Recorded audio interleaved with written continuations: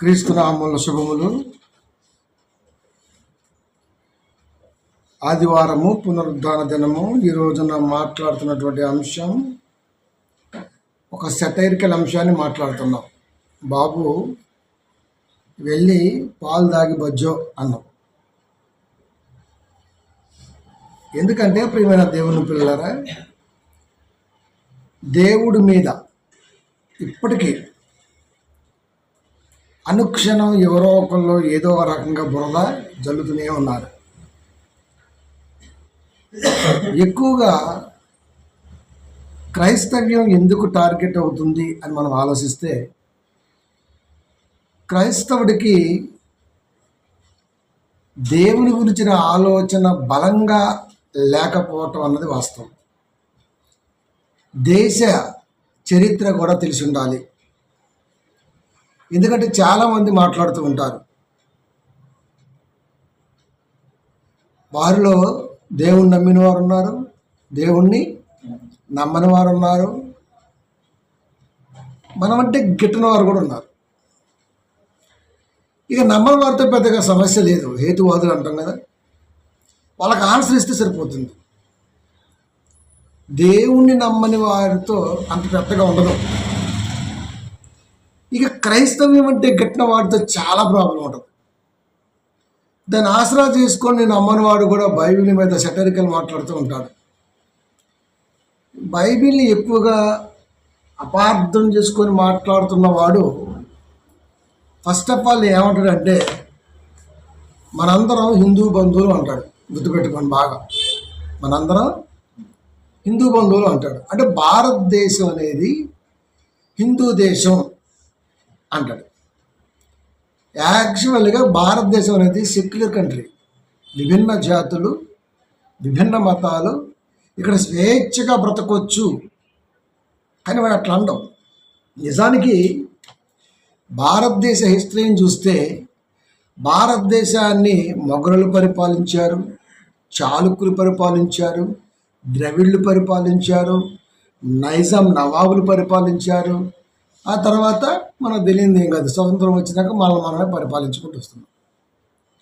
ఇన్ని రకాలుగా పరిపాలించుకుంటూ వచ్చారు.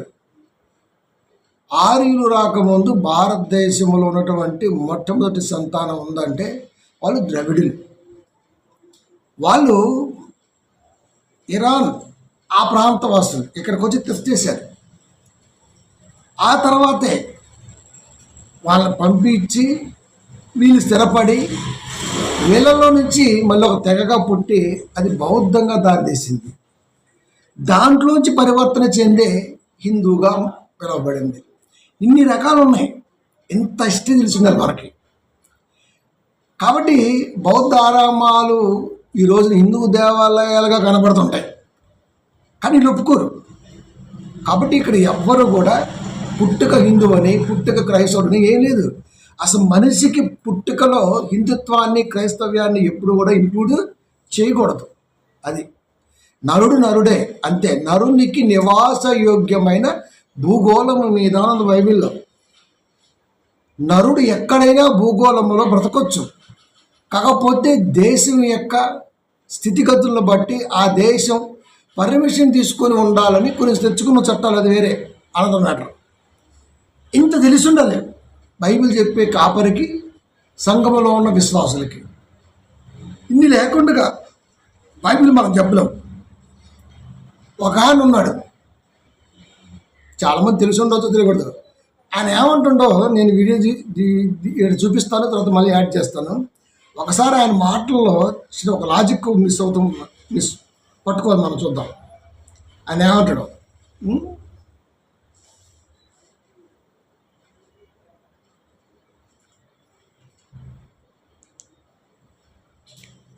దాంతో ఈరోజు అంశం అదే. లేవటం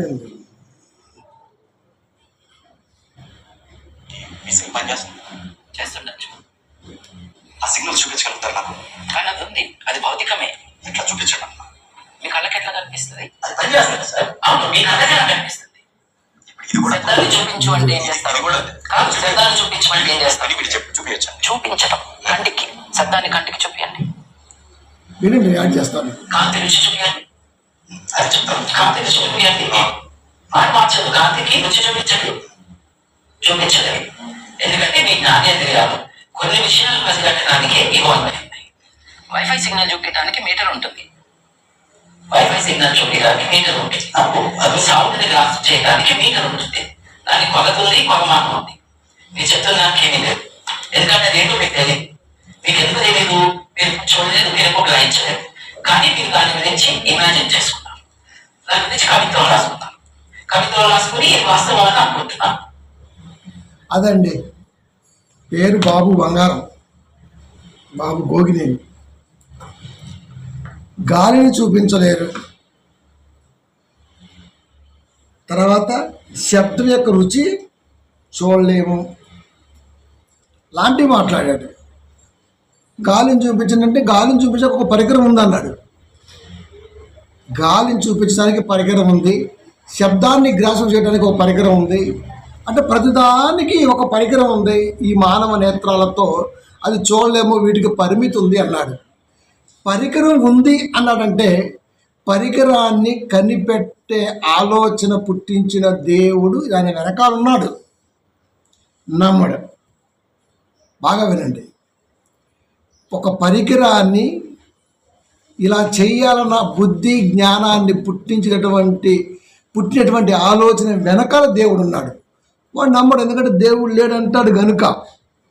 గాలి ఉంది అన్నాడు. గాలి ఉంది అంటే ఉన్నది గాలి అని చెప్పడానికి పరికరం ఉంది. ఆ పరికరం కనిపెట్టడానికి కూడా జ్ఞానము, దాని వెనకాల ఆలోచన కలిగించినటువంటి ఆయన దేవుడు అని నమ్మడం. ఎన్ని చెప్పినా దేవుడు అంటే నమ్మడు, కానీ ప్రతిదీ ఉంది అంటాడు. అలాంటి వారి కొరకు సంఘములో మన బాధ్యత అంటూ ఏముంటుందో, దేవుడు ఏం చెప్పాలనుకున్నాడో ఈరోజు మనం ఆలోచిద్దాం. సంఘములో విశ్వాస యొక్క ఉద్దేశం ఫస్ట్ ఆఫ్ ఆల్ ఎలా ఉండాలంటే, చాలా జాగ్రత్తగా బైబిల్ని నేటి ప్రపంచ ధర్మం చొప్పున మాట్లాడుతున్న వాడికి ఎలా సమాధానం చెప్పాలి అన్న కోణములో ఉండాలి తప్ప, ఊరగా కడుపు నొప్పులు, కాళ్ళ నొప్పులు, ఆల్రెడీ హాస్పిటల్ ఉన్నాయి, ఆర్ఎంపీ డాక్టర్లు ఉన్నారు, మల్టీ స్పెషాలిటీ హాస్పిటల్ ఉన్నాయి, రకరకాల ఫారినర్స్ డాక్టర్లు ఉన్నారు. ఇంతమంది ఉన్నాగా ఇవన్నీ ఎందుకండి? కాబట్టి ప్రియమైన దేవుని పిల్లరా, దేవుడు కోరుకున్నది ఒక్కటి మాత్రమే కాదు కదా. అందుకనే చాలా జాగ్రత్తగా దేవుడు ఒక సున్నితమైన ఆలోచన మన మధ్య తీసుకొచ్చారు. కొంచెం ఆలోచిద్దాం. ప్రసంగి గ్రంథము, ప్రసంగి అనగానే గ్రంథకర్తలు ఫస్ట్ గుర్తు చేసుకోవాలి. మహాజ్ఞానవంతుడు సొలొమోను, 11వ అధ్యాయము 4వ వచనము. అక్కడ ఒక మాట మాట్లాడుతున్నాడు. గాలిని గుర్తుపట్టువాడు విత్తడు. విత్తనం గురించి మాట్లాడుతున్నాడు. విత్తటం. గాలిని గుర్తుపట్టువాడు విత్తడు, మేఘములను కనిపెట్టువాడు కోయడు. దేని గురించి మాట్లాడుతున్నాడు అంటే వ్యవసాయం గురించి మాట్లాడుతున్నాడు. గాలి బాగా వస్తుంది అనుకోండి, మనం పొలానికి వెళ్ళి విత్తనాలు ఏమి నాటం. అదే ఏరువాక అంటాం కదా, తొలకరి వర్షం పడ్డప్పుడు పొలాలకు వెళ్ళేసి పొలాన్ని బాగా సదును చేసేసి సాలెరు వారు పత్తి గింజలు కానీ అవి కానీ నాటుకుంటూ వెళ్ళిపోతుంటాం మనం. అది హోరు గాలి వస్తుంది అనుకో, ఏ రైతు కూడా పొలానికి వెళ్ళి విత్తనాలు విత్తడం. మేఘాల్ని కనిపెట్టివాడు కోయడు. కోతకొచ్చిన పంటని మేఘాలను కనిపెట్టి కోస్తాడు. కోస్తే వర్షం పడిద్దా? వర్షం పడితే కోసిన పంట ఏమవుద్ది? ఇన్ని నెలల కష్టం వృధా అయిపోద్ది. పంట అంతా నీటి మీద తేలిద్ది. చేతికొచ్చిన పంట ఆగమైపోద్ది. సో మేఘాలను కనిపెట్టి, అంటే వాతావరణాన్ని కనిపెడుతూ ఒక రైతు భూమి మీద వ్యవసాయ ఆలోచన కొనసాగిస్తున్నాడు. వ్యవసాయం మీద అవగాహన లేనివాడు అనుకోండి, ఆగమైపోతాడు. ఇప్పుడు వ్యవసాయం గురించి క్రైస్తవ సంఘాల్లో ఎందుకు? చర్చిలో ఎందుకు? చర్చిలో ఎందుకంటే యేసుక్రీస్తు వారి నోట నేను ద్రాక్షావల్లిని, నా తండ్రి వ్యవసాయకుడు. 15:1 యోహాను సువార్త. నేను ద్రాక్షావల్లిని, నా తండ్రి వ్యవసాయకుడు. వ్యవసాయం అనేది అర్థమైతే భారతదేశానికి వెన్నుముక కనుక అర్థమవుద్ది. వ్యవసాయ స్థితిగతులు మనకు అర్థమైతే, ఒక కాపరికి ఎస్పెషల్లీ అర్థమైతే, ఖచ్చితంగా ఆ వ్యవసాయదారుడి ఆలోచన పంట చేతికి రావటం కొరకు ఎలా ఉంటుందో అంత జాగ్రత్తగా వాక్యాన్ని సంఘానికి చెప్తాడు. సంఘములో వాక్యం చెప్పడం అంటే గోలగా ఎగరటం, ఆశలు చూపించటం లాంటివి కాదు. ఈ రోజున విచిత్రం ఏంటంటే అలాంటి వారికి పిల్లలు ఎక్కువగా ఎడిక్ట్ అయ్యారు. ఒక బాధ్యతాయుతమైన ప్రసంగం లేకపోవటం దేవుడికి అవమానం. అందుకనే చాలామంది సంఘాల్లో మహిమ అని చెప్పటం కొరకు ఏమంటారో తెలుసా? నెంబర్ చెప్తారు. గుర్తుపెట్టుకోండి, మా సంఘములో ఇంతమంది అన్నామంటే నువ్వు యేసుక్రీస్తు వారిని అవమానపరుస్తున్నావు. యేసుక్రీస్తు వారు ప్రసంగం చేస్తే వందల వేల మంది ఉన్నారు, కానీ ఆయన వెంబడించిన వారు వేలల్లో, ఈ వేల మంది ఉన్నారు. ఈ 10 ఇంకో 2 ఎక్కువ ఉన్నారు అంతే. యేసుక్రీస్తు వారితో 3.5 సంవత్సరాలు సహవాసం చేసి సంఘంగా పిలువబడ్డది ఎంతమంది అయ్యాయంటే 12 మంది. మరి ఒక కాపరి గారి ప్రసంగం చేస్తే ఇన్ని వేల మంది ఎలా వచ్చారు? యేసు బోధ అక్కడ కనబట్ల. అసలు నిజంగా యేసుక్రీస్తు వారి బోధ చేస్తే సంఘంలో జనం ఉంటారండి? ఉంటారా? కాబట్టి ప్రియమైన దేవుని పిల్లలారా, మనుషుని సంతోషపెట్టే బోధ భూమి మీద చెల్లుబాటు అయిద్దేమో కానీ అది పరలోకానికి ఖచ్చితంగా ఆటంకమే. కాబట్టి ఎప్పుడైనా వాక్యానికి మాత్రం విలువ ఇవ్వాలి మనం. కాబట్టి దేవుడు వ్యవసాయ స్థితిగతిని చెప్పాలనుకుంటున్నాడు. గాలిని గుర్తుపట్టువాడు విత్తడు, మేఘములను కనిపెట్టువాడు కోయడు. అంటే వాతావరణం అవగాహన అనేది రైతుకి అవసరం. ఆత్మల్ని అప్పచెప్పాలనే అవగాహన అనేది కాపరికి అవసరం. అది 13:7 హెబ్రీ. మీ పైని నాయకులు లెక్క అప్పచెప్పవలసిన వారై ఉండగా వారు దుఃఖముతో ఆ పని చేసిన మీకు శ్రమ. ఎందుకు తెలుసా? కాపరి లెక్కప్పు చెప్పాలి. కాబట్టి ప్రియమైన దేవుని పిల్లారా, దేవుడు వ్యవసాయదారుడు అయినప్పుడు వ్యవసాయదారుడు యొక్క ఆలోచన సంఘములో నాటబడేటట్టుగా కాపరి చెయ్యాలి. నేను నిజమైన ద్రాక్షావల్లిని, నా తండ్రి వ్యవసాయకుడు. యేసుక్రీస్తు వారి నోట నేను ద్రాక్షావల్లిని, నేను ద్రాక్ష తోటను, నా తండ్రి వ్యవసాయకుడు. నా తండ్రి వ్యవసాయకుడు అంటే ఒక వ్యవసాయదారుడు ఏం చేస్తాడు? అది చేస్తున్నాడు దేవుడు. అది పొలం ఉంటే రైతు ఏం చేస్తాడు? బీడుని మొత్తం తొలగిస్తాడు, ట్రాక్టర్ పెట్టి దున్నిస్తాడు, చెత్తని ఏరిస్తాడు, సాలిన వారు దొక్కిస్తాడు, విత్తనాలు నాటిస్తాడు, కాపలా కాస్తాడు, సాలకు నీళ్లు పెడతాడు, ఇంకా ఆయన పంట చేతికి ఏమి రావాలో అవన్నీ చేస్తాడు. మరి యేసుక్రీస్తు వారు పొలం అంటున్నాడు. నేను పొలాన్ని, నా పొలంలో విశ్వాసులనే గింజలు ఉన్నాయి, వాటిని కూడా సదును చేస్తున్నాడు. ఇప్పుడు పంట చేతికి రావాలి. పంట చేతికి వస్తేనే దేవుడు కన్న కలలు భూమి మీద నెరవేరుతాయి.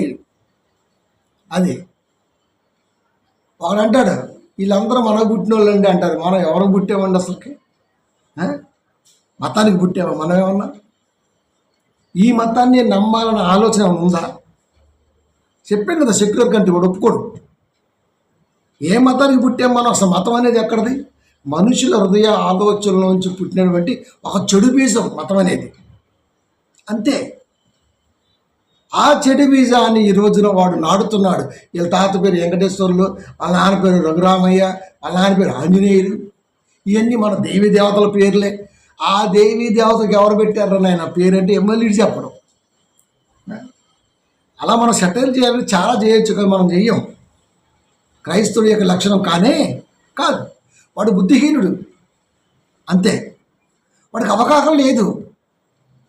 అది మనం ఏది పెట్టుకుంటే అదే వచ్చింది. మా తాతలు ఏం పెట్టారు, కొంతకాలం పాటు యా ఉండేది, తర్వాత రా ఉండేది, తర్వాత బాబు వచ్చింది, తర్వాత ఇంకేదో వచ్చింది, మారుతూ ఉంటాయి.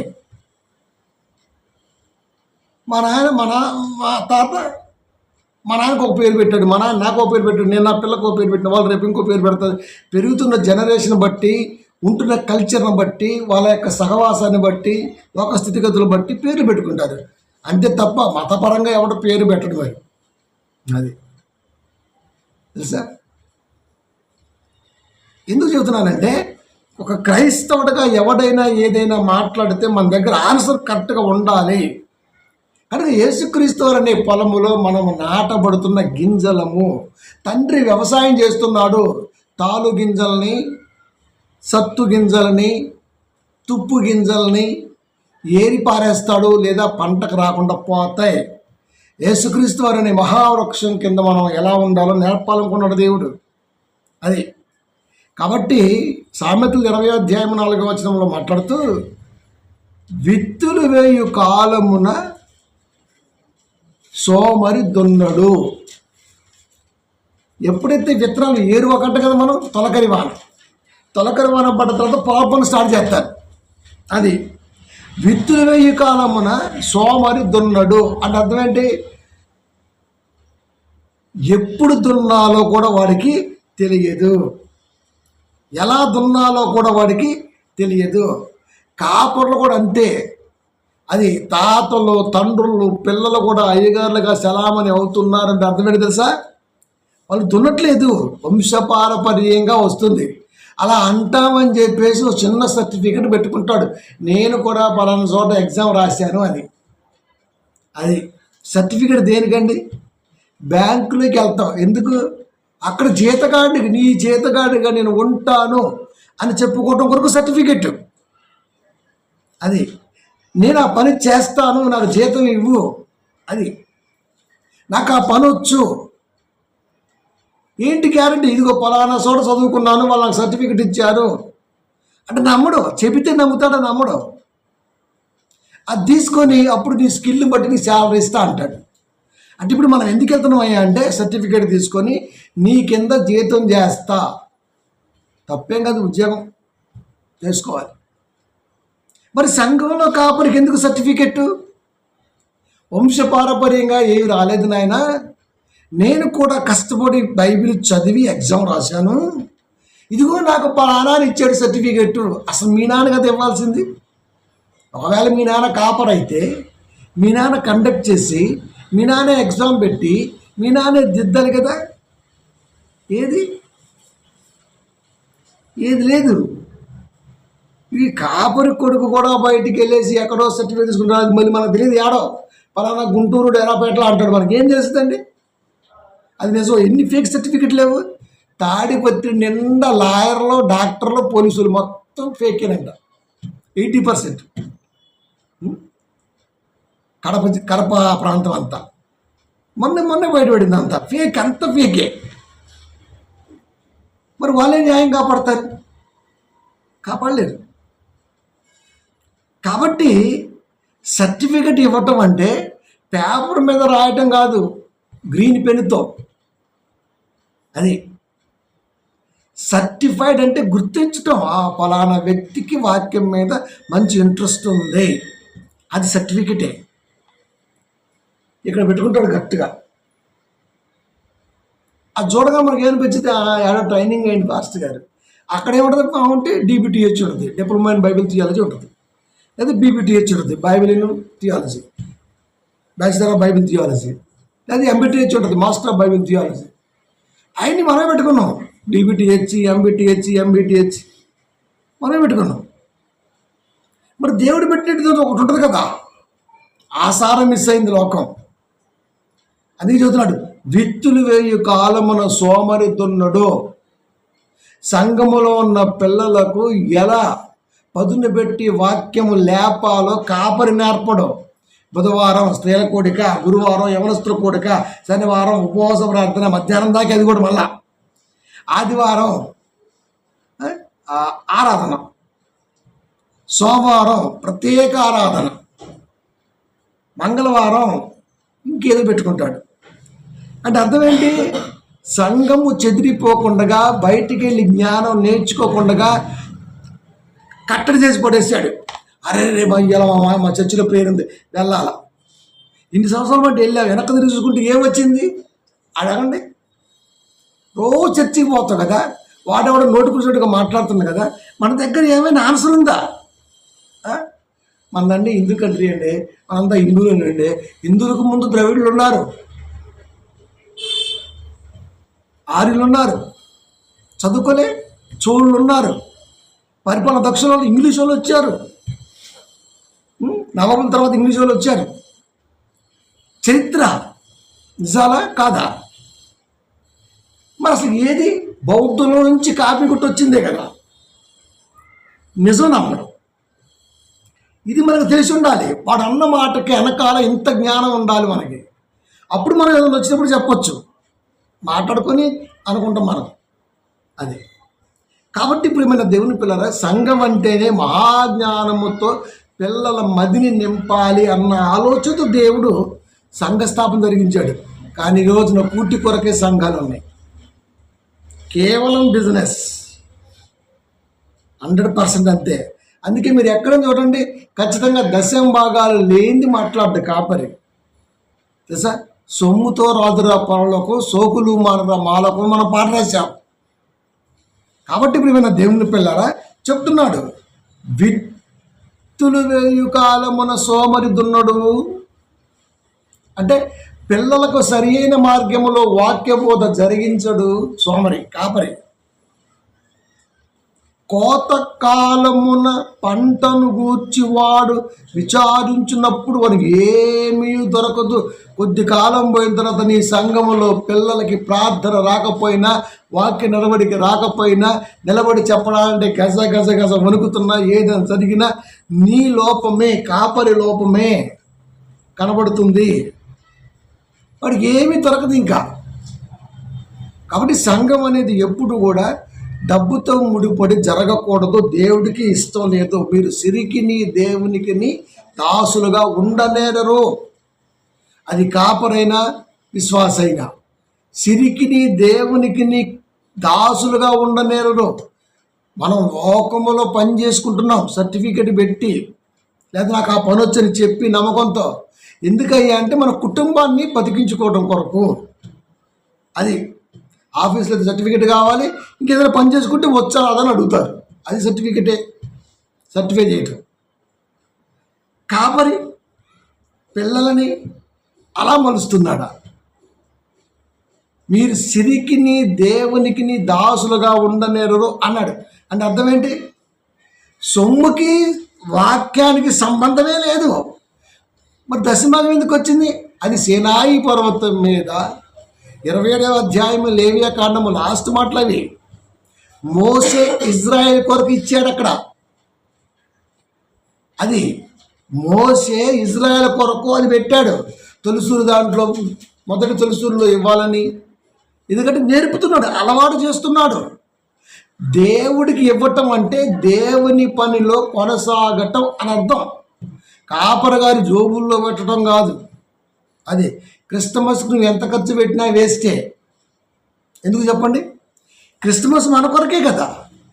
బట్టలు మనయే, పాయసం మనదే, వంటకాలు మనయే, అన్నీ మనయే. క్రిస్టమస్ ఎవరి కొరకు అయ్యా అంటే కొనుక్కున్న బట్టలు మనయే, పెట్టుకునే నగల నట్రా పుట్ర మనయే, అన్నీ వండుకొని వంట కూడా మనదే. మరి దేవుడికి ఏది? క్రిస్టమస్ అంటే క్రీస్తుని ఆరాధించడం అర్థం ఏంటి? ఇవన్నీ లేకపోయినా ఆరాధించవచ్చు కదా. అలాగ చేసుకోవడం తప్పు కాదు. దాని వెనకాతల దేవుడు ఏం కోరుకుంటున్నాడో గ్రహించకపోవటం తప్పు. కాబట్టి వాక్యం లేని సంఘములో నువ్వు ఎలా ఉన్నా, ఎంతకాలం ఉన్నా, సంవత్సరాలు గడుస్తున్న ఎక్స్పీరియన్స్ చెప్పుకున్నా వ్యర్థమే.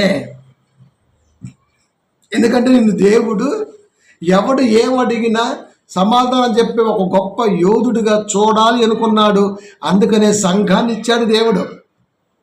దేవుడు సంఘాన్ని ఇవ్వటం వెనకాల అర్థం అది. ఇక టైంపాస్గా వెళ్ళి రావటం కాదు సంఘం అంటే. అక్కడికి వెళ్ళామంటే మహాజ్ఞానాన్ని పొందుకొని రావాలబ్బా, అంతే అంతే.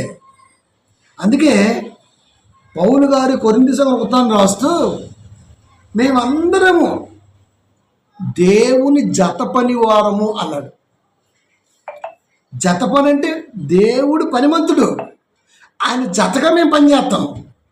అది దేవుడు 6 రోజులు కష్టపడి సృష్టిని కలిగించిన విధానం చూస్తే దాంట్లో పని కనపడుతుంది. మేము కూడా ఆ పనిలో జత పని వారమే అన్నాడు అక్కడ.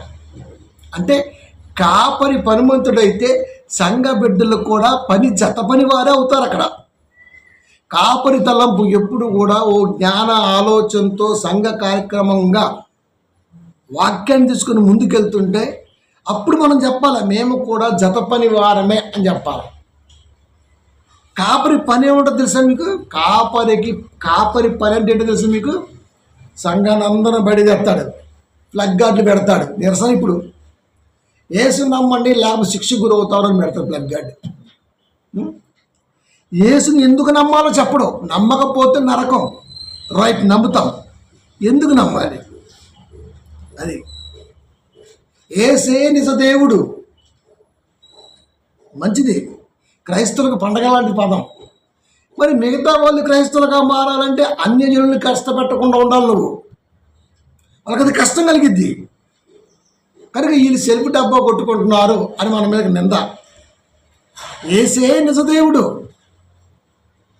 యేసు 14 యోహాను సువార్తలో ఏమన్నా తెలుసా? ఆయన నోట నేనే మార్గమును, నేనే జీవమును, నేనే సత్యమును, నేనే మార్గమును, నేనే సత్యమును, నేనే జీవమునై ఉన్నాను. యేసుక్రీస్తు అనే ఆయన మార్గం అని నువ్వు చెబితే యేసే నిజ దేవుడు అని వాడు చెప్పాలి. నువ్వే చెబుతున్నావు అక్కడ. మనం చెప్పకూడదండి, కొన్ని మనం చెప్పించాలి. యేసు మార్గములోకి వాడు రావాలి అంటే వాడు ఉన్న మార్గములో వాడికి తప్పి ఒప్పిదమ్ములు నువ్వు చెప్పాలి. అప్పుడు వచ్చిన వాడు ఒక పౌలులాగా, సౌలుగా ఉన్నప్పుడు ఎంత రాక్షసంగా ఉన్నాడో పౌలు వచ్చినప్పుడు యేసే దేవుడిని ప్రకటించుచు వచ్చాడు, యేసే రక్షకుడిని ప్రకటించుచు వచ్చాడు. అట్లా రావాలి తప్ప నువ్వే చెబుతున్నావన్నీ. ఇక జెండాలు పట్టుకొని అరుచుకుంటా గోల గోల కాళ్ళని మొత్తం తిరుగుతాడు. అయ్యేదో పంచుతాడు పాంప్లెట్ వాడి జ్ఞానం కాదు అది. అది బైబిల్లో వాక్యం ఏమో చిన్నగా ఉంటుంది, వీడి దాని గురించి రాసే మ్యాటర్ ఏమో ఇంత ఉంటుంది. అది కాబట్టి ఇప్పుడు ఏమైనా దేవుని పిల్లరా, కాపరికి ఏదైనా పని ఉందంటే ఇదే. అది కాదు కాపరి పని. తను చెబుతున్న వాక్యంలో లోతెంత, నీతెంత. నా పిల్లల్ని ఎవడైనా బయటికి వెళ్ళి అడిగితే ఏమైనా చెప్పగలరా? అది ఏదైనా చెప్పగలరా? చెప్పకపోతే అవమానం సంఘానికి, అంటే నాకు, అంటే దేవుడికి. పిల్లల ద్వారా, సంఘం ద్వారా, నా ద్వారా దేవుడికి అడుగుతున్న వాడికి సమాధానం చెప్పకపోతే అది అవమానమే అని కాపరి ఫీల్ అవ్వాలి. అలా ఫీల్ అయ్యే కాపరి ఎక్కడ ఉన్నాడు? అసలు సంఘాలతో పంచుకునే మంచి చెడ్లకి కాపరి ఎక్కడ ఉన్నాడు? అంతే, 6ంటికి ప్రార్థన, 9ంటికి ప్రార్థన, 1 ప్రార్థన, 3ంటికి ప్రార్థన. ఆయన అలసిపోయింది, ఇంటికి పోయింది, పడుకుంటా. అమ్మగారు ఫోన్ లిఫ్ట్ చేసి అయ్యగారు పడుకుంటే ప్రార్థన అంటారు. అది ఇప్పుడు ఏం చేసి వచ్చింది తెలుసు? అయ్యగారు సేవ చేయాలి. ఆ సొమ్ము కోటేసుకుని వచ్చాడు. ప్రతి సెక్షన్కి కొంత కోడేసుకుని ఇంటికి వచ్చాడు, అంతే. అదే కదా అర్థం అక్కడ. మేము 1 కొరింథీ 3:9 మేము దేవుని జత పని వారమై ఉన్నాము, మీరు దేవుని వ్యవసాయమును దేవుని గృహమునై ఉన్నారు. మేము ఎవరమయ్యా అంటే దేవుని జత పని వారం. ద్రాక్షావల్లి అనే తోటలో సాలిన వారు దున్ని విత్తిన విత్తనాలు మొలకెత్తుతుంటే వాటిని సంరక్షించే వారిగా మేము ఉన్నాం. ఎవరు? మేము కాపరులుగా ఉన్నాం. మీరెవరు తెలుసా? దేవుని వ్యవసాయమును, వ్యవసాయం అంటే పంట. మీరెవరయ్యా అంటే దేవుని ఇల్లు, దేవుని పంట. అది మనమే దేవుని ఇల్లు. 3 ఏప్రిల్ మనమే దేవుని పంట. కాబట్టి నువ్వు ఎవరివి అంటే టక్కును మనం చెప్తాం, నేను క్రైస్తవం అండి అని. మంచిదే, క్రైస్తవుడు అని చెప్పుకోవడానికి నీ దగ్గర ఉన్నటువంటి అర్హత ఏంటి? ఏదో వాడికి ప్రతిదానికి సాత్వికతో సమాధానం చెప్పగలిగేవాడు క్రైస్తవుడు. క్రైస్తవుడు అంటే పిలిపించుకునేవాడు కాదు, లేదా బైబిల్ పట్టుకుని చర్చికి వచ్చేవాడు కాదు. ఇది ఏదో వాడికి ప్రతిదానికి సాత్వికముతో సమాధానము చెప్పాలి. ఇది క్రైస్తవుడి యొక్క లక్షణం. అప్పుడు నిజ క్రైస్తవుడివి. భార్యాభర్తలు రోడ్డు మీద వెళ్తున్నారు, చుట్టూ కొంచెం పెద్దలా కనబడుతున్నారు. ఏదో షాప్ దగ్గర ఆగామనుకో, మామూలుగా అడుగుతారు పెద్దోళ్ళు, ఎంతమంది అమ్మ పిల్లలు అని. ఇంకా లేరండి అన్నాం అనుకో, లేరా అంటారు అంతే. అంటే ఆ టయానికి ఆ వయసుకి పిల్లలు కలిగిన వారిగా నువ్వు కనబడుతున్నావు, కానీ అక్కడ పిల్లలు లేదు. అంటే నువ్వు పరిపూర్ణమైన పురుషుడు కాదు. అప్పుడు స్త్రీ ఇంటికి వచ్చి ముఖం మార్చుకుని ఏడుస్తూ ఉంటుంది, అందరికి పిల్లలు ఉన్నారు నాకు లేరేంటని. ఈడు ముఖం అడుగుతాడు. ఎన్ని ఉన్నా వాళ్ళు అడిగిన దానికి మన దగ్గర ఆన్సర్ లేకపోతే ఆత్మ క్షోభిస్తుంది.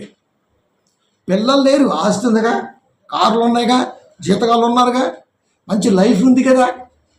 ఇన్ని ఉన్నా వాళ్ళ కంటికి ఏం కనపడదు తెలుసా? పిల్లలు. అంటే పిల్లలే అంత ఆస్తి, వీటన్నిటికి మించి పిల్లల ఆస్తి కనపడిందా? అవును, అందుకే పెద్దని అడిగాడు మీ పిల్లంతమంది అని. కారుని అడగడు. BMW కారు వేసుకొని వచ్చి ఆగి నువ్వు ఎంత కూల్ డ్రింక్ తాగి స్టైల్గా నిలబడ్డా అడుగుతాడు.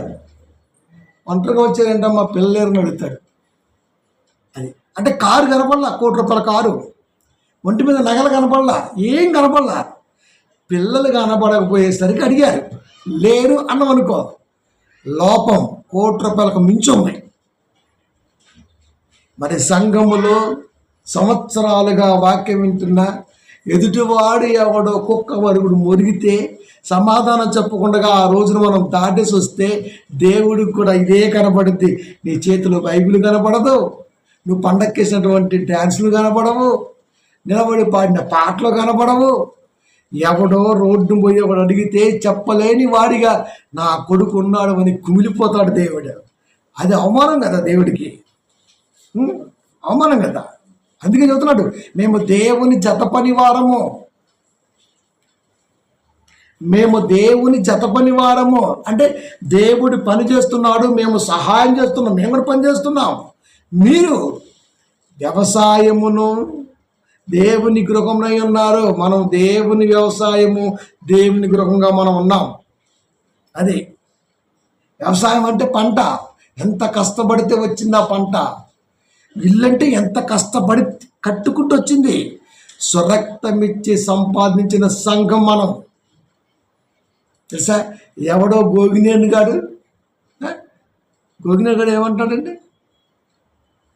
గాలి ఉంది కానీ ఈ కంటికి కనపడదు, ఎందుకంటే దీనికి అంత కెపాసిటీ లేదు. ఎవరు చెప్పారు నీకు?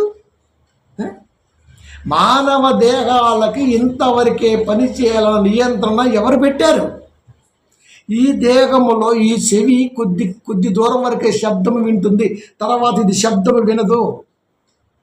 అది 1 కిలోమీటర్ దూరాన బాంబు బ్లాస్ట్ అయితే వినపడుతుంది, అంటే అది దాటితే వినపడదు.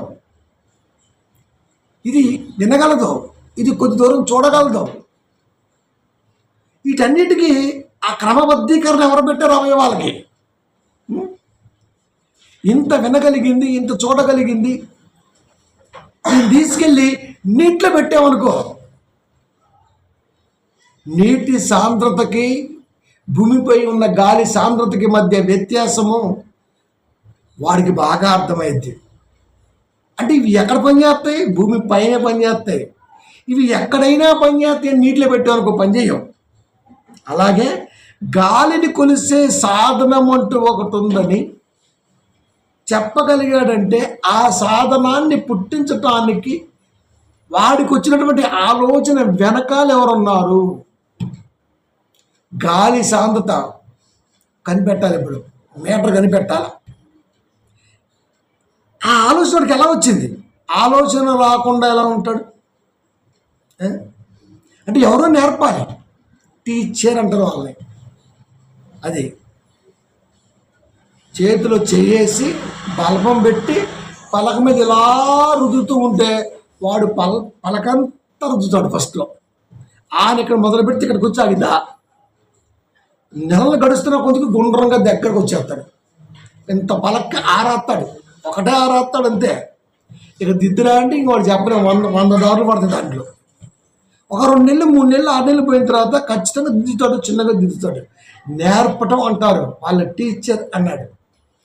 ఒక వస్తువుని కనిపెట్టాలనే ఆలోచన ఎవరు కలిగించారా అంటే దాని అదే కలిగిద్ది, దానికి ఎవరు చెప్పాల్సిన అవసరం లేదు, మనిషి మేధావి అంటాడు. అంతేకాని దాని వెనకాల ఎవరో ఒకరు ఉండాలి. అది మేకర్ అంటే మనం ఎవరో ఒకరు క్రియేటర్.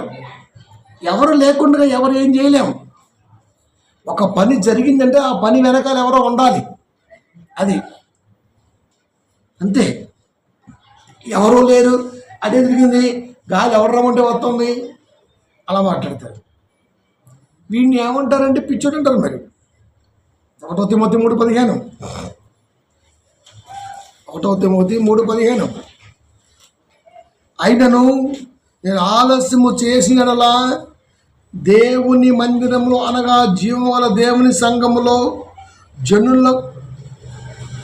జనులకు ఎలాగూ ప్రవర్తింపవలను అది నీకు తెలియవలనని ఈ సంగతులు నీకు రాయుచున్నాను. ఆ సంఘము సత్యమునకు ఆధారమునై ఉన్నది. పౌలు గారు తిమోతితో మాట్లాడుతూ, నేను ఆలస్యము చేసినలా దేవుని మందిరములో అనగా జీవము గల దేవుని సంఘములో జనులు ఎలాగూ ప్రవర్తింపవలనో అది నీకు తెలియవలని సంగతులు నీకు రాయుచున్నాను. సంఘములో జనులు ఎలా ప్రవర్తించాలో నేను నీకు చెబితే నువ్వు వాళ్ళకు చెబుతావు. సంఘములో జనులు ఎలా ప్రవర్తించాలో కాపరనేవాడు చెబితే తర్వాత మిగతా వారు దాన్ని సంఘములో స్థిరపరుస్తారు. అది సంఘం అంటే 4 గోళ్ల మధ్యది కాదు. సంఘం 4 గోళ్ల మధ్యది కాదు. నలుగురు కూడుకున్న చోట సంఘం అని పిలువబడుతుంది. అక్కడ నువ్వు ఎలా ప్రవర్తించాలి, నలుగురిలో నువ్వు ఎలా ఉండాలి, అది కాన్సెప్ట్. 20 మంది అన్యులు ఉన్నారు, ఒక క్రైస్తవుడు ఉన్నాడు. వాడు ఆ 20 మందిలో ఎలా ఉండాలి, సంఘంలో నేర్పాలి, సంఘ కాపరి. అది 20 మంది క్రైస్తవులు ఉన్నారు, కానీ వారికంటే 2 ఆకులు ఎక్కువ చదివిన వాడిగా నువ్వు ఉన్నావు. అది అక్కడ రుజువు అవ్వాలి. నువ్వు ఎలా ఉండాలి, సంఘంలో నేర్చుకోవాలి, సంఘంలో కాపరి నేర్పాలి. అది వక్రీకరణ చేస్తున్నటువంటి కాపర్ల మధ్య వాగ్వివాదంగా దేవుడు వాక్యాన్ని స్థిరపరచాలి. అప్పుడు నువ్వు ఎలా ఉండాలి, ఏం నేర్చుకోవాలి, కాపరి చెప్పాలి. ఇక్కడ సత్యాన్ని వక్రీకరిస్తున్న వాడికి సత్యముతోనే బుద్ధి ఎలా చెప్పాలి, కాపరి నేర్పాలి. ఇక్కడ ఏ గృహ కూడికలు నేర్పాడు, ఏ యవనస్తుల కూడికలు నేర్పాడు, ఏ బస్వ బుధవారం రోజు నేర్పాడు, ఏ స్నేహ కూడికలు నేర్పాడు, ఏ ఆదివారం ఆరాధనలో నేర్పాడు, ఇవన్నీ చెప్పండి. చెప్పాలి కదా. క్రైస్తవులోనే ఇన్ని రకాల తెగలు ఈ రోజున సంఘములు చలామణి అవుతున్నాయి అంటే వీటన్నిటి ఒక తాటిపై ఏక మనసుతో ఏక తాత్పర్యంతో నిలబెట్టాలి అనే ఆలోచన సంఘములో కాపరి స్థిరపరచకపోతే ఎలా నేర్చుకుంటారు పిల్లలు? ఒక్కొక్కరితో ఒక్కొక్క బాధ. ఈ రోజున పెంతుకోస్తు వాడిది ఒక రకం, ఆర్సీఎం వాడిది ఒక రకం, సిఎస్ఐ వాడిది ఒక రకం, సెవెంత్ డే వాడిది ఒక రకం, ఇండివిజువల్గా ఒక రకం. ఎవడి సంఘం వాడిది, ఎవడి సిద్ధాంతం వాడిది, ఎవడు పట్టుకున్న ఒకటే బైబిల్. కానీ చెబుతున్న విధానము, ప్రజెంటేషన్ సంఘ మధ్య చేస్తున్న విధానమే చాలా డిఫరెంట్ అండి. తెలుసా మీకు? చాలా డిఫరెంట్. ఈ మధ్య మరీ పెట్టిరిగిపోయింది. కాపురు వస్తుంటే విజిల్ వేస్తున్నారు, ఏళ్ళ కొడుతున్నారు, చప్పట్లు తడుతున్నారు, గోల చేస్తున్నారు. అంతకుముందు లేదండి. ఒక 50 ఏళ్ళు వెనక్కి వెళ్తే అంతకుముందు అలా లేదు. కాపురు వస్తుంటే నిలబడేవాళ్ళు అంతే, గౌరవం. ఇప్పుడు విజిల్స్, చప్పట్లో, ఇంకా కింగ్ ఈజ్ కమింగ్ అని మాట్లాడటం, రకరకాల ప్లకార్డులు. అబ్బో బాబోయ్, వెనకాల మళ్ళీ డిజిటల్ స్క్రీన్ మీద ఆయన గురించినటువంటి థీమ్ మ్యూజిక్ దుమ్ దుమ్ దుమ్ దుమ్ దుమ్ అని. ఇవన్నీ సినిమాలు చేస్తే ఓకే, కానీ మనకెందుకండి? మనకి దేవుడు ఆ స్థితి ఎందుకు ఇచ్చాడయ్యా అంటే నువ్వు తగ్గి అక్కడ వారికి నీ మాట తగ్గింపుగా ఉండాలని ఇచ్చాడు దేవుడు. ఈడే ఇచ్చులు కొడుతుంటాడు, ఈడికే స్క్రీన్ల మీద స్క్రీన్లు. పాస్టర్ గారికి అంత దూరంలో మళ్ళీ క్యాడర్. దీన్ని ఏమంటారు తెలుసా? విఐపి ఇంకెవ్వరు రాకూడదు. ఇంకా ఒక స్టేజీకి 20 ఫీట్ల దూరంలో మళ్ళీ ఒక రౌండ్ స్టేజీ ఉంటుంది. అది దాటి ఎవరు రాకూడదు. కాపర్ ఒక్కడే స్టేజ్ మీద ఉండాలి. సిల్వర్ స్క్రీన్, కెమెరా ఇక్కడ రన్ అవుతూ ఉండాలి. మనకేమో సినిమా ఎఫెక్ట్ కనపడుతూ ఉండాలి. నువ్వు కాపరువా లేకపోతే ఓటీటీలో సినిమా చూస్తున్నావా? యేసుక్రీస్తు వారు వాక్యం చదువుతున్నారు, చుట్టూ జనం ఉన్నారు. రోగిని తీసుకొచ్చి ప్రార్థన చేయించుకుందాం అనడానికి ప్లేస్ లేకుండా పోయింది. అంటే కిక్కిరిచిపోయారు, ఆయనతో మమేకం అయ్యారు. ఇక్కడ క్రీస్తు కూర్చుంటే క్రీస్తు ఉన్నారు. ఇక్కడ కులము లేదు, మతము లేదు, ఆడ లేదు, మగ లేదు, చిన్న లేదు, పెద్ద లేదు. ఆయన మాట వినడానికి అందరూ కలిసి కూర్చున్నారు. తెలుసా, రాజమండ్రిలో ఒక మీటింగ్ జరుగుతుంది. ఒక ఆయన అంటాడు, స్టీవెన్స్ అన్నే ఎవడో కాదు, 500 ఇస్తే పాస్టర్ గారికి దగ్గరలో, ఈ పక్క రైట్ సైడ్, ఈ పక్క రైట్ సైడ్, 500 రూపాయలు టికెట్ పెట్టుకొని అయ్యగారికి కుడి పక్క కూర్చోవాలే సీట్లు.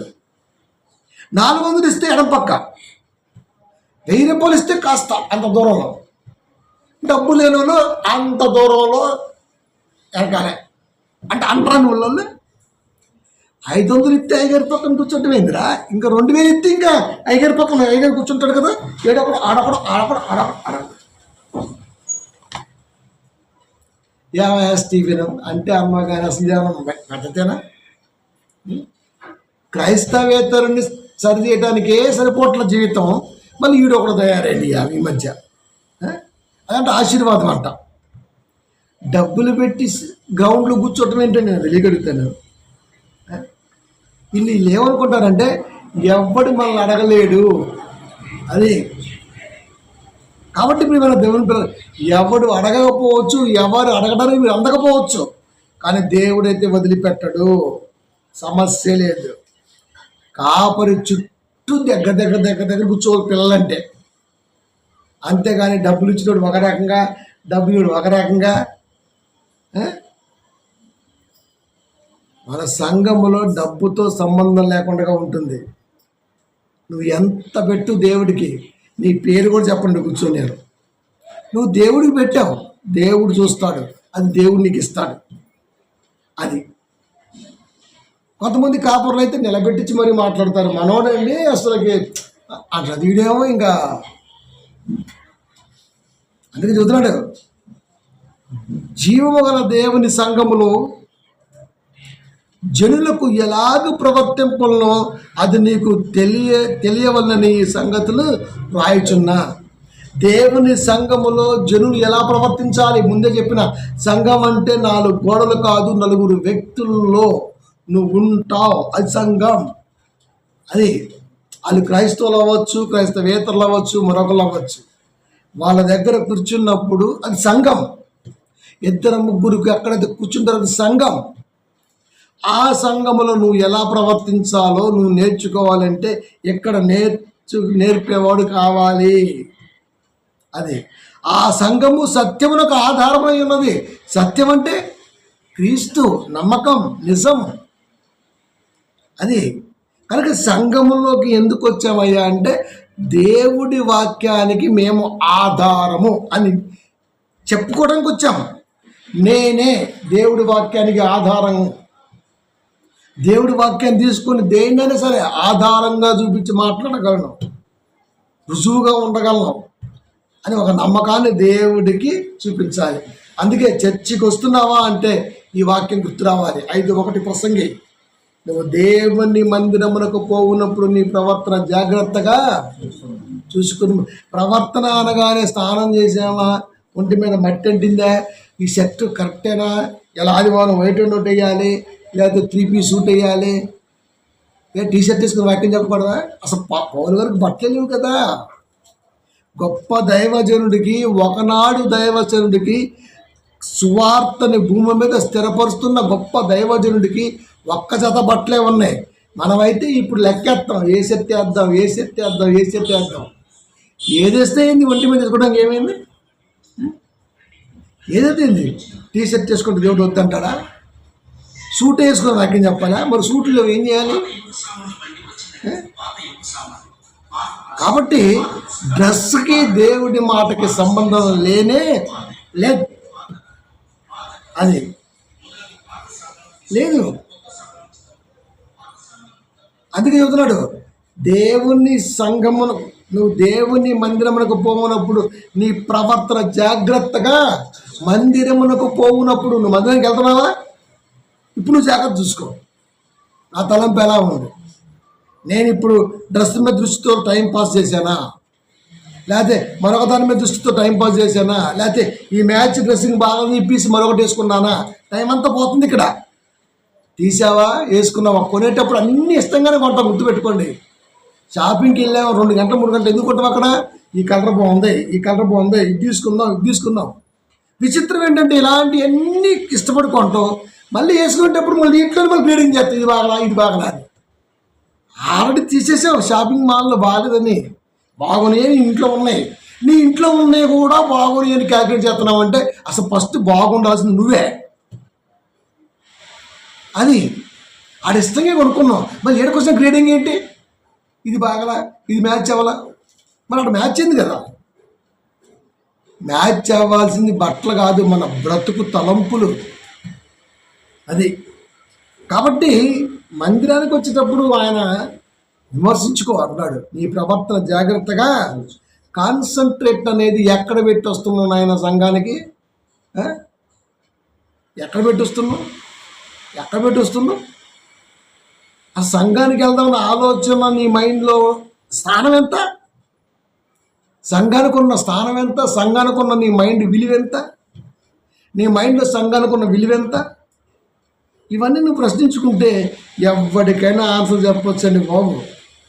అది లాస్ట్ బట్ 1 యెషయా గ్రంథము 28:24.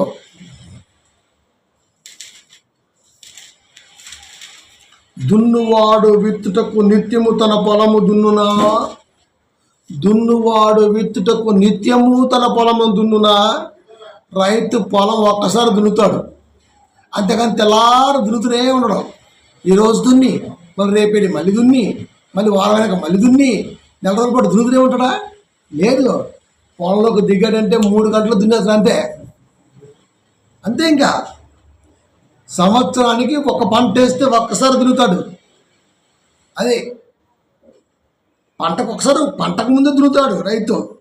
అదే చెప్తున్నాడు దేవుడు, దున్నువాడు విత్తుటకు నిత్యము తన పొలము దున్నునా.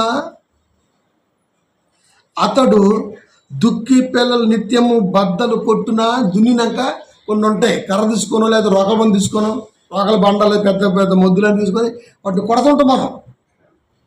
ఎందుకంటే ఆ పిల్లలు ఎక్కువ ఉంటాయి, లావు ఉంటాయి కాబట్టి కొన్ని మనం పగలు కొడుతుంటాం.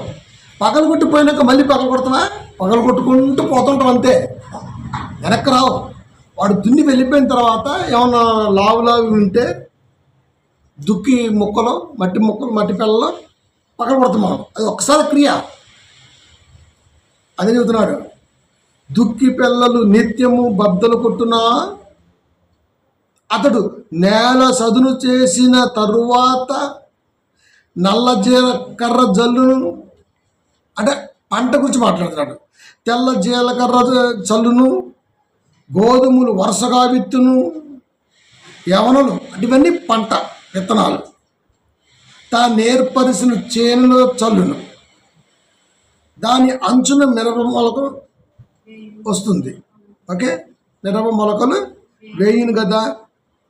వాని దేవుడే తగిన క్రమము వానికి నేర్పి ఉన్నాడు. ఏ సమయంలో ఏ పంట వేయాలి, ఏ సమయంలో ఏ పంట ఎలా వేయాలి.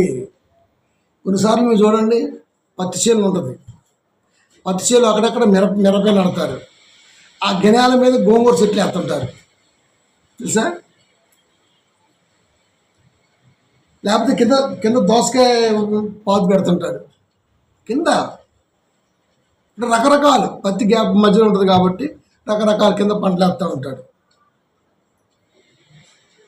కందులు ఉంటాయి, ఆ కందుల్లో చూడండి, కందులే ఉండవు, కందుల్లో మినుములు ఉంటాయి. అక్కడక్కడ గిన్నెల మీద గెట్ల మీద ఏమో ఏదో నాడతాడు, మినుములు నాడతాడు, లేదా దోసతీగ వేస్తాడు. అది ఆ గిన్నె పక్కన దోసతీగ పోతూ ఉంటుంది. మనం గోంగూర, దోసతీగ ఒకే చోట 4-5 ఉంటాయి. అంటే దేన్ని విడిచిపెట్టం మనం. ఆ కందిలు ఎందుకు వేస్తాం? ఆ పంట అక్కడే పండుద్ది. ఆ గిన్నెల మీద దోసకి ప్లేస్ అవసరం లేదు, ఖాళీ ఉంటే వేసైతే నడుకుంటూ పోతూ ఉంటుంది.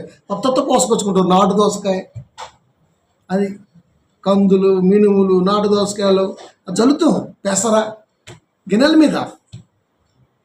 అంటే ఈ ఆలోచన ఎవరు నేర్పారు? మీ నాన్న చేస్తుంటే, మీ తాత చేస్తుంటే మీ నాయన చూశాడు. మీ నాయన అప్పుడప్పుడు తీసుకెళ్ళి పని చేస్తుంటే నువ్వు చూసావు. రేపు నీ తరం వచ్చింది, నువ్వు చేస్తుంటే నీ పిల్లలు చెప్తారు. అంటే ఎవరు నేర్పారయ్యా అంటే నీ ముందటి వారు నేర్పారు అంతే. మా నాయన, వాళ్ళ నాయన, వాళ్ళ నాయన, ఎనీహౌ నీ ముందటి వారు నేర్పారు, మీ పూర్వీకులు నేర్పారు. మరి ఈ పూర్వీకులకి ఆలోచన ఎలా వచ్చింది? ఎవరికైనా ఎవరో ఒకరు నేర్పాల్సిందే. ఓకే,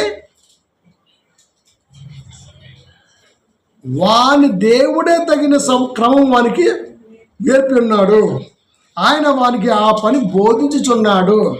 ఎవరు నేర్పారయ్యా అంటే మీ తాతకి నీకు మీ నాన్న నేర్పితే, మీ నాన్నకు మీ తాత నేర్పితే, మీ తాతకు వాళ్ళ తాత నేర్పితే, ఇలా వెళ్ళిపోతూ ఉంటే మన పూర్వీకులందరూ లాస్ట్కి వచ్చేస్తే ఎవరు నేర్పారయ్యా అంటే చెప్పాడు, తగిన క్రమము వానికి దేవుడు నేర్పాడు.